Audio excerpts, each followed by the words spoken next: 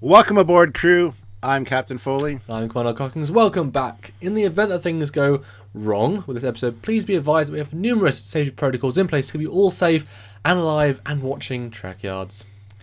That's right. We will be detailing how, in emergency situations, you can evacuate the ship, or show in this case, using the escape pods, sometimes referred to as lifeboats. And a big thanks to Zachary Levine for suggesting this episode. Good job, and it's going to be a great one. So, all ships have these life-saving devices, and even though they are seen quite a few times on screen, very little technical facts are actually explained about them. Not that stops Stuart from putting everything together into this really fact-filled episode, so get ready, guys. That's right, and we as your command crew and your friends would like to teach you all about these pretty fantastic devices so that you can all remain safe and be around to watch many, many more episodes of Trekyards to come. So sit back, strap in, and brace for launch as we begin our look at escape pods in Star Trek. So, just what is a life pod? I'm glad you asked. In starship classifications, an escape pod, also known as a life pod, lifeboat, or evacuation pod, are small craft found aboard most starships that can be used in the event that the crew needs to evacuate or leave the ship due to catastrophic emergency. There were enough escape pods on board to evacuate the entire crew complement of any vessel. Sometimes these can also be referred to as Autonomous Survival and Recovery Vehicles, or ASRVs for short. The standard ASRVs were capable of the following operations: to facilitate rapid departure from a parent ship with the minimum velocity of 40 to 70 meters per second, independent maneuvering with a total delta V of 3,600 meters per second. Yeah, we don't know what that means either. Sounds good though. The ability to combine or attach to other life pods after ejecting to augment survivability. They also possess subspace radio signaling abilities for location and recovery, and were capable of atmospheric entry and landing. First, let's take a look at the standard Galaxy-class lifeboats from TNG that measure in at 3 by 3 by 3 meters and are shaped as a characterized truncated cube. With a total mass of 1.35 metric tons, they are constructed from gamma-welded titanium and chromium monocarbonate. That's a thing. The frame is skinned with single crystal microfilleted titanium with umbilical pass-throughs. Conformal emitters and sensors cover the hafnium coborate for passive thermal control during atmospheric entry. Also standard on the Galaxy-class vessels were pods specialized for particular life forms serving on board, with adaptive atmospheric controls for the unique physiology and living conditions. This included large Cetacean escape pods for the whales and dolphins, which also served aboard ship, located on decks 13 and 14. And we know we do have to look after the whales, they're very important. So They help with navigation. yes. Propulsion for all these pods was achieved through 3 distinct systems: the ejection initiator, the main impulse engine assembly, and a standard reaction control system. The ejection initiator is a single pulse buffered microfusion device that propels the pod through the launch channel in the ship's hull. Power is tapped from the fusion reaction to start the lifeboat's inertial dampening field and spin up the gravity generator when the pod is activated.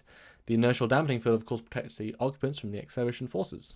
The main impulse engine is a low-power microfusion system utilized for all primary spacecraft maneuvering, and it is rated at a maximum of 950 kilograms of thrust, which is fed from a 75 kilogram deuterium fuel supply. The reaction control system provides all precise attitude and translation motions required for combined operations with other lifeboats, as well as for maneuvering during planetary approaches and landings. Life support on the escape pods is maintained by its automatic environmental system, providing complete atmospheric composition, pressure, humidity, and temperature control. Stored food and water supplies, as well as a waste management system, are also included. Lightweight environmental suits are stowed with portable survival packs for planet-side operations. The standard lifeboat capacity is for 4 individuals, with the provisions for as many as 6 if necessary. Some larger 8-person life pods were also situated around the ship. Seating in most of these pods were reconfigurable as needed, with seats folding to the floor to facilitate wounded crew members or any other number of specific scenarios. One very important feature of the life pod design is the inline twin hatches, which allow it to dock with other escape pods to form large clusters.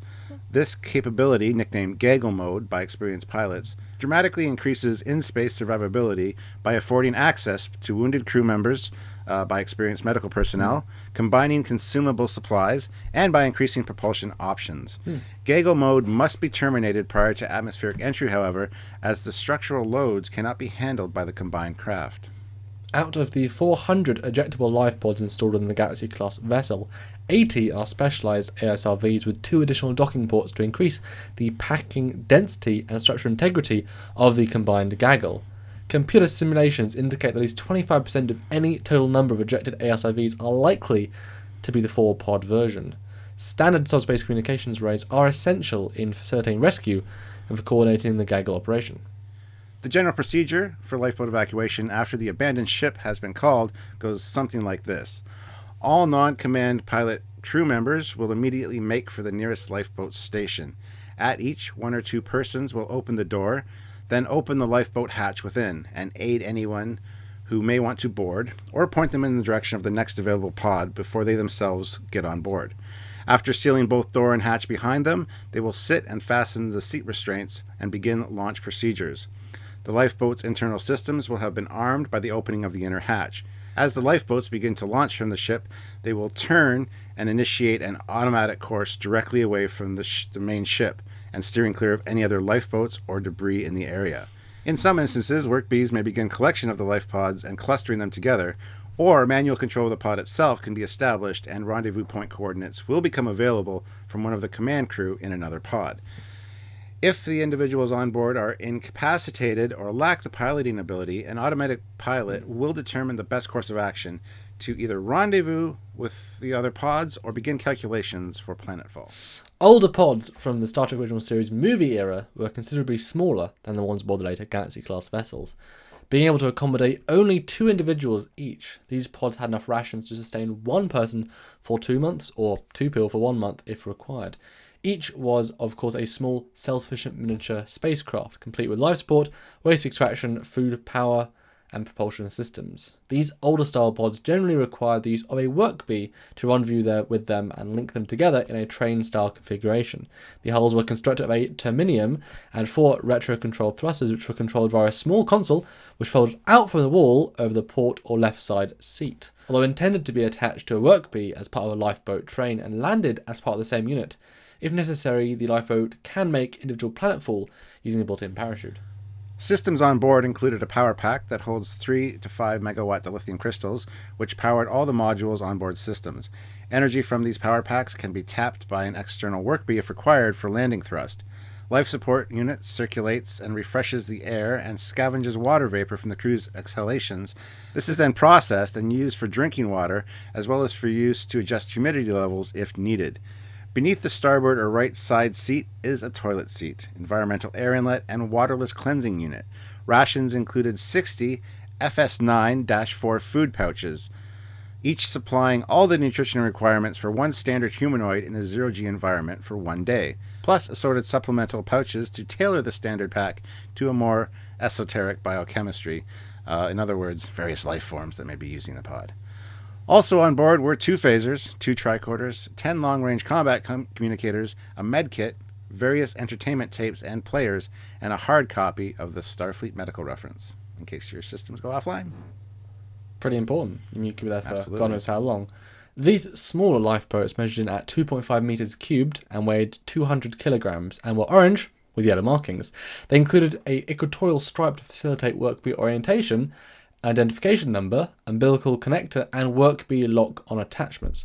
The lifeboats were located throughout the ship on every deck. They were mounted within their own airtight compartments or lockers, and just inside and against the hull.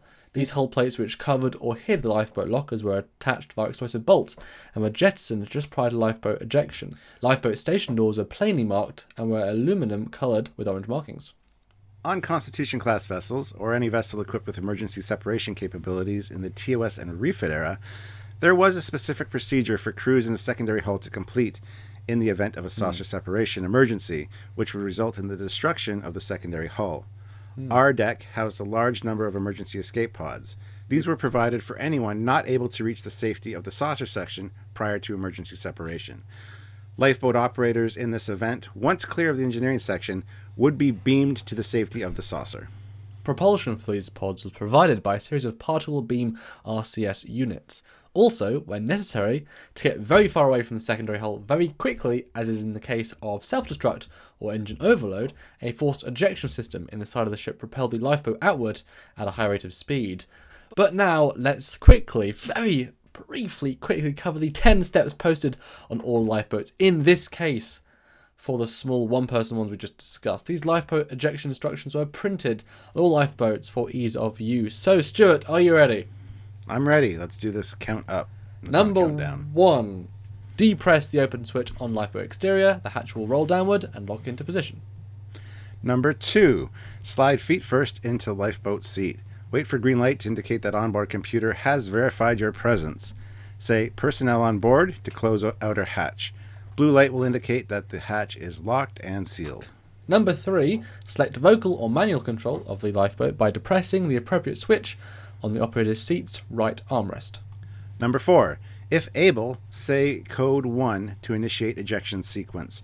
5-second computer countdown will follow, after which forceful 4G ejection will take place. Lifeboat will clear secondary hull's detonation radius after 30 seconds. Number 5, or say code 2 to initiate soft departure sequence. Lifeboat will slide gently clear of the ship's hull, then to be controlled by the onboard RCS system. RCS maneuvers are controlled by using joysticks on either side of the operator's seat. Number 6. Manual emergency ejection is initiated by pulling downward on the striped handle above the right armrest of the operator's seat. Number 7. Manual soft departure is controlled using the joysticks handles on each armrest. Number 8. Onboard air, food, and water supplies will last one person 8 days. Power and propulsion systems will last for the same period of time with normal use. Remember, guys, this is referring to the small one-man pods. It'll obviously be different for other size pods, but yeah. Number 9. A survival suit is sewed against the right side bulkhead for use when the operator must leave the lifeboat while still within 0 atmosphere. Rotate turn lock handle counterclockwise to open cover plate of suit locker. And number 10. To leave lifeboat, say disembark and pull inwards on safety handle beside hatchway. Green light will come on and hatch will open. And now you're all safe. Yes, just memorize those and you're good to go. Come into our warm embrace. You are safe. You are safe. Each era and each individual ship design had different design pods located in specific areas, specially suited to that particular ship design and time period. As you've just heard, many vary in sizes, from small one-person ones all the way up to 8-person or even larger ones, depending upon the vessel configuration. Various shapes and configurations were also seen. Many of the newest ships of the fleet, like the Defiant, had hatches that would swing open to allow the escape pods to launch. These escape pods could be redocked to the parent vessel, and the hatch cover simply closed if the pod was recovered and the ship was still in operational order. Older style pods with explosive hatch covers were usually replaced entirely with new pods when the ship was put into space dock or starbase facility. If these older pods were recovered by the parent vessel, then they were either tractor beamed or recovered via workbee or other auxiliary craft and put onto the hangar deck. Some Miranda-class style escape pods were substantially larger and could accommodate a large number of passengers. These pods were more like small shuttlecraft and were piloted by 2 crew members. All family members and members of the crew were assigned specific evacuation points that they should get to in the event of an emergency. Passengers boarded the pods at side entrances and were seated in the aft compartment. At the pilot's discretion, the pod was sealed and accelerated away at extreme speed from the parent vessel. Then, once at a safe distance, it slowed down and coordinated with other escape pods or nearby starships. Newer ships like the Sovereign-class vessel did not have its escape pods hidden beneath explosive hatches or doors that swung open, but instead the entire lifepod itself was seen from the exterior of the ship. These were triangular in shape and yellow in colour, and this outer surface in fact acted as a heat shield when the pod was entering a planetary body. The Akira-class escape pods had this new configuration and style. This is because the Akira was designed just prior to the Sovereign-class vessel and served as the testbed for this new style of escape pod. Escape pods on the USS Defiant were 3.6 meters tall and had a hexagonal cross-section. and were also 3.5 meters across. Its environmental systems, consumables, and recycling systems could keep the crew alive for up to 8 months, although this could be extended if several lifeboats could be docked into Gaggle mode. Each of these pods were equipped with impulse thrusters, an emergency subspace communication system, navigation computer, and even a small phaser array. The lifeboats assigned to the USS Defiant were modified for stealth, having low observability and minimal EM signatures due to wartime conditions. That's cool. Didn't know that. Cardassian lifeboats aboard Turok Nor, or Deep Space Nine, for those of you that don't Cardassian, were clip-corner trapezoids with a pressurized upper environmental cabin and a sealed lower equipment bay connected by 4 thruster housings. The overall dimensions are 3.75 meters by 4.69 meters, sized to fit within launch tubes set into the habitat ring's ventral surface. They are constructed of primarily benzium telenite and nerfium copper boride carbide for both internal framing and double-walled skin. Only 27 escape pods are on board, which of course would not facilitate the entire complement of the station. However, the Cardassian way of thinking meant that only the command staff and Cardassian officers would be required to use the pods, as the slave workforce was expendable. Well, you got to think, the Gull, whoever he may be, would be taking his women with him too. And just like his favourite people, just like, no, you die, you die, you die. Yeah, you guys go with me. Yeah. You're a good boot cleaner and stuff. The total mass of each pod was 4.68 metric tons for structure and fuel, and 3.1 kilograms dedicated to mid- and post-transit survivable consumables. Starfleet analysis have confirmed that while Trekyards Nor was in orbit of Bajor, the lifeboats were capable of sustaining 6 Cardassians for barely 18 minutes, while the craft performed a powered descent to the planet's surface. However, it must be said that this Cardassian design is highly reliable within its prescribed localized flight environment and able to withstand large-scale operational stresses. More importantly, most Cardassian interstellar vehicles, such as the Galore-class warships, do actually employ ASRV-type lifeboats, capable of performing over much longer times and distances. Since the station is now no longer in orbit of Bajor, has been relocated to Norris Belt, now in Starfleet custody, some modifications to the existing escape pods have been made. Of the 27 Cardassian lifeboats, Starfleet reports the following changes have been made. 5 of the pods have been tested for destruction by Starfleet R&D and by the Bajoran Defense Forces. 2 have been disassembled, analysed and stored at an undisclosed Starfleet location. 8 have been upgraded and transferred to other Bajoran orbital facilities, and the remaining 12 are upgraded for interplanetary flight capability and retained for use on Deep Space Nine. Let's jump back in time for a second and talk about the NX class escape. It's a long way back. Yeah. They were also seen being launched in the Mirror Universe episode In a Mirror Darkly, but not much information is known about them except that they are launched from behind explosive panels and that there was seating for 4 individuals facing forward. Now, we had the good opportunity to speak with Doug Drexler on a regular basis, so I asked him about these pods, and he said not much thought was really put in. If they needed to, they would have. But anyway, he saw them more as placing people in stasis or suspended animation, as it would very likely be a long time before they got rescued, because they're no other warp-capable ships per se. So it would send an automatic distress beacon. However, there was enough food on board for about a week. If they were near a planetary system or whatever, they could perhaps get there. So yeah, that's kind of the word from Doug as a last-minute thing for this script. So cool. There you go. And, of course, each species and race had their own distinct escape pod styles and configurations. Some escape pods were known as rescue pods, and even some of them had the ability to reach Warp 1 for small amounts of time, but these were only referred to in the TNG episode Angel 1. So it's likely that these are not a standard feature on many style escape pod, as all other life pods researched and talked about in this episode are incapable of warp speed. We could talk about all the specific references and go even beyond what we did in this episode, but take up too much time, and I think Stu did a great job condensing it all. So let's wrap it up and go on to the discussion and final thoughts on the escape pods of the entire Starfleet franchise. Well, as you said, I learned a lot researching this. It was very cool to see the procedures and how to go about, and even the fact, where are the escape pods on the refit and the Constitution class? They're there. They're just hidden behind nice smooth panels to make it look like sleek and beautiful. And it's great because you wouldn't think they were thought through, but actually Andrew Probert did. In the painting for the shuttle bay that he did, they're there. You can say, that's the escape pod. Like there were bees. Yeah. Like, yes, they're there.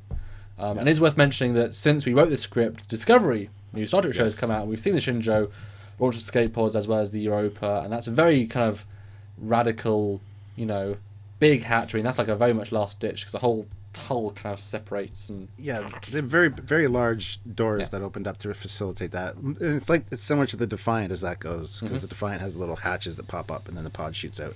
So it kind of bucks the trend a little bit with all the escape pods of the era or in between eras with explosive bolts.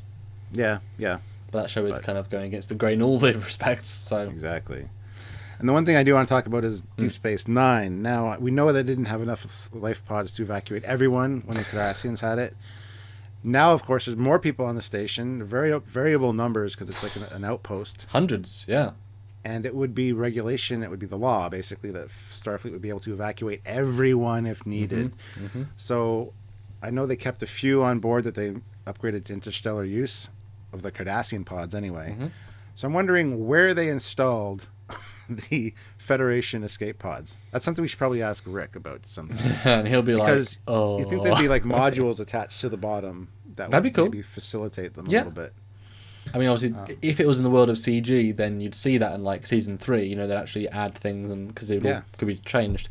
I mean, my gut says. I mean, we know they do evacuate a couple of times, and they have obviously the runabouts which can put a couple of dozen people if you're really pushing, cramming it in, and that's a few good people, and then put them on Defiant later on. I think for a lot of it, they were beaming people onto local ships, anyone they've got, because we do often see ships in orbit and vicinity. But yeah, you never got the sense that we could really evacuate everybody, and certainly never saw nor saw the evacuation with the escape pods. And even if the amount of times they had to do that, it's like, oh no, we've got to reinstall our 35 Federation escape pods. Again, Yeah, that'd be interesting. That's one of those clerical things. I'd like to see what they actually did, because it would be standard that they need to evacuate everybody if need be. So. You'd almost think that they'd build it so that like some of the pods, almost in the habitat ring, like some of them, like almost an entire shop front or the church thing could like seal up and then just launch. Just because it's very fragmented and in boxy forms. We'd think they just separate and therefore just get in your designated ejectable locations, and then you could put like 80 people, 100 people on one, and then all you need is like 3 or 4. Yeah, there's many different possibilities for what could be for that, but that'd be interesting. That'd be a good discussion to have with Rick at one point to see what would be the exact changes that Starfleet would have made to the station after acquiring it. So, I want to jump back to the NX-01s again for a second. I know that I mentioned doing the NX-01 escape pods because they were featured in the Mirror Universe, and we don't know that canonically they're in the Prime Universe, but I think it's a pretty safe bet. Although, what a hell of a retcon of how to put them in. I thought it was very clever, but it's like, was it really designed to have space there? Don't know.